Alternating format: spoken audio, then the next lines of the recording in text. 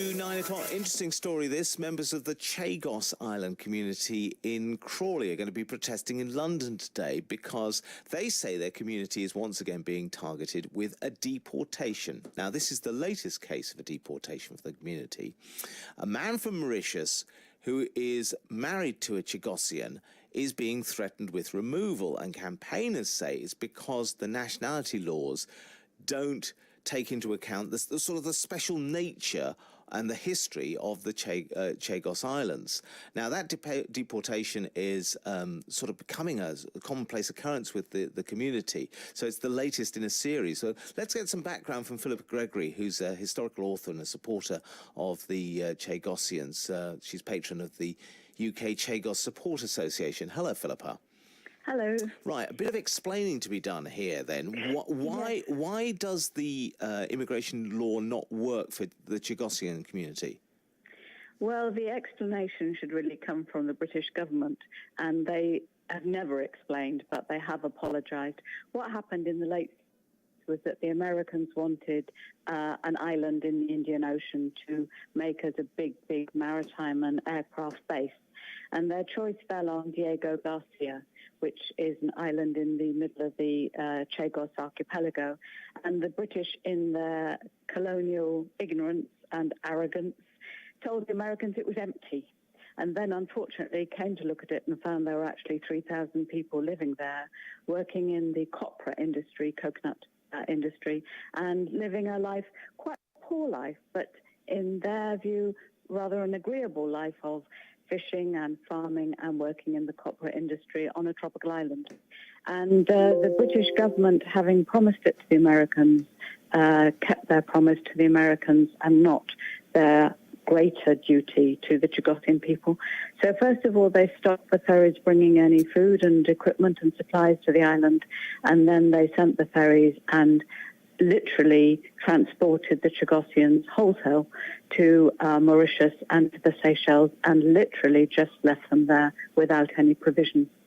And from that point in the late 60s, the Chagossians have been fighting for the acknowledgement of their situation. They've been fighting to return to their islands, and some of them, probably now about 2,000 people, came to the UK, won British passports, entered the UK, but of course they have family still left behind in Mauritius and the Seychelles and elsewhere.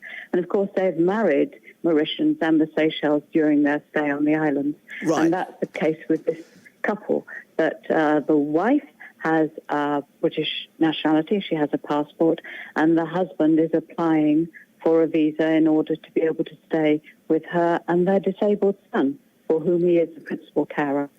So whether you look at it from the point of view of the individuals, where this terrible, this mess of a law, which was constructed to try and deal with the problem which the British government put themselves in, whether you look at it from the point of view of the law or you look at it from the point of view of the individuals, it's a really inhumane muddle, which the British government has to resolve. You think there should be a special case?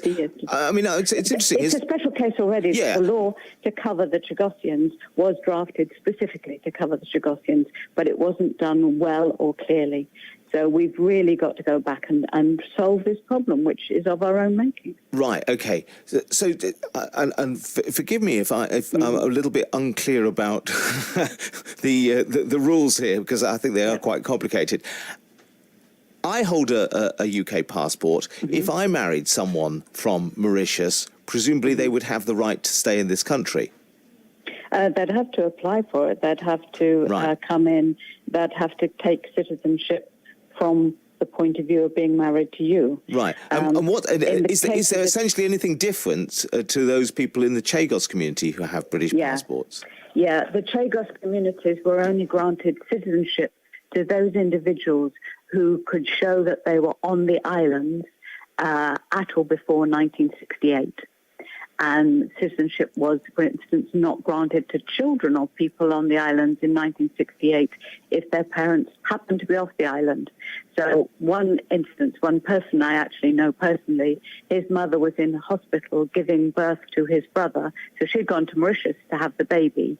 He's on the island, so he's a British citizen and can enter the UK and live here. He has to apply, but he can, whereas his mother isn't counted, although she was just away from her home having the baby, and his little brother isn't counted because he was the baby who was being given birth to in the 60s. Right. It's a particular law which was passed to try and deal with this really unique situation, which is the British government moving their own citizens off their own island in order to oblige the Americans. Right. Well, we did contact the Home Office to get some sort of a statement to get the official view on this. I'm afraid to say that they won't put anybody up to talk to us. And we asked for a statement. They said, well, we can't give you a statement because of PERDA.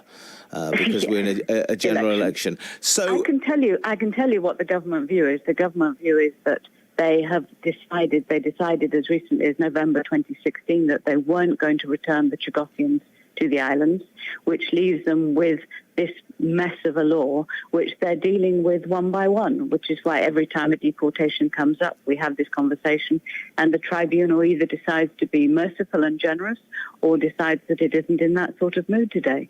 So we have a really unjust law with no logic behind it being imposed on people who have suffered very substantially already.